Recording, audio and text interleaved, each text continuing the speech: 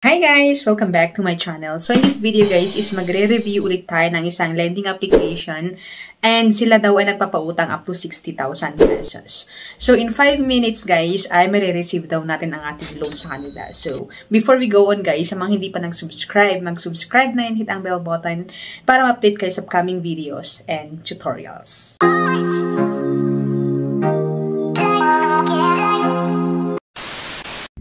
Welcome and welcome back to my channel. So in this video nga guys is magre-review tayo ng isang lending application and ayon sa kanilang application guys is nagpapautang sila up to 60,000 pesos and in just 5 minutes guys is ma-approve na tayo sa loan sa kanila guys. And ayon din sa kanilang application guys is isang ID lamang ang kailangan sa pag-process ng loan sa kanila. And ayon din sa kanilang application guys, sabi dito na company information ay registered daw sila sa SEC.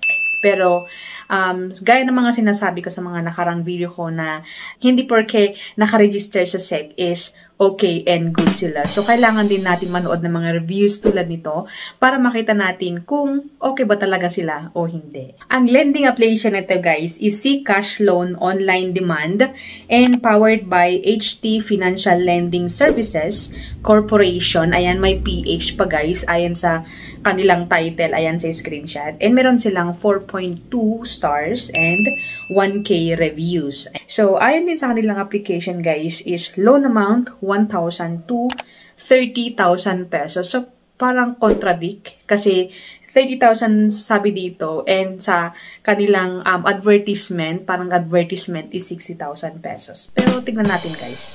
Loan term 121 days and up to 365 days yung longest days daw ng loan term nila. Okay? Alright, so download natin ang application na ito guys and first thing first, pag open natin ang application guys is magbubungad yung permission, ayan, and policy. So, basahin natin, nasa natin kung basahin natin or hindi, and then i-push through natin yung application. So, pagka-accept natin guys is makikita natin dito yung kanilang dashboard and makikita agad-agad dito na ang initial daw na pwede nating ma-avail sa kanila is 4,000 to 20,000 pesos. So, parang magka-contradict talaga guys kasi nga 60,000 and then 30,000 and now is 20,000 guys. So, let's move on. Ayan. Daily rate is 0.45% and period daw is 91 days to 121 days. Ayan. So, click natin yung apply. Ayan. So, pagka-click na ng apply guys is tatanungin or mag-a-ask sila ng phone number kasi nga magsesend sa ating phone ng one-time password. Okay? And then, enter natin dito and then, log in. Ayan. So, upon login, guys, mag-ask din sila ng mga personal information. So, gaya ng city, kung saan yung address natin. Ayan. And then, full address. Year of existence. Ayan. Gender, birthday. Ayan. Basically, yung mga naka-asterisk, guys, is yun yung fill upan natin. So, andyan sa screenshot, guys, yung example. Ayan. And even our Facebook, guys, is tatanungin. And ang ating email address is ilalagay daw natin. Ayan. And then, next is ang ating emergency contacts. So, sa emergency contacts, guys, is nangangailangan sila ng tatlo. Ayan. Tatlo na emergency contacts. And then, next thing is ang ating job information. So, kahit yung job information natin is tatanungin. So, andito yung mga naka-asterisk na naman, guys. Ayan si screenshot. Company, company phone, occupation, monthly income, year of job, first payday, and second payday. So, parang pwede nating ilagay kinsinas katapusan. Ayan, kung mag-apply po tayo. Okay? So, next thing naman or sa next na page is yung ID information. So, sa ID information, guys, is withdrawal method or kung ano yung gagamitin natin. Either e-wallet, bank, ayan, or yung mga Blue-Wheeler, ganyan, or Palawan Express. Ayan. So, ilagay natin yun and then, bank, and account, name, ayan, middle name, surname, ayan, and even yung sa ID naman natin, ayan, yung kakailangan natin sa ID is UMID, ayan, So, UMID, TIN ID, driver's license, PRC ID, SSS, passport, postal ID, voter's ID, PhilHealth, and yung national ID. So, yun po yung mga ID na pwede natin gamitin sa kanila. And of course, is i-fill up natin yung ID number sa may baba niya. Ayan. So, basically is kailangan yung information natin is match sa ID natin para approve, ganyan. So, yun yung isang tip para ma-approve po tayo sa isang loan, sa mga online loan, ganyan. Okay? So, after which, guys, after natin na send yung mga information, na-fill up natin yung mga information, and then, na-review na ang ating information, ayan. So, bubungad na sa atin yung approved na amount, guys.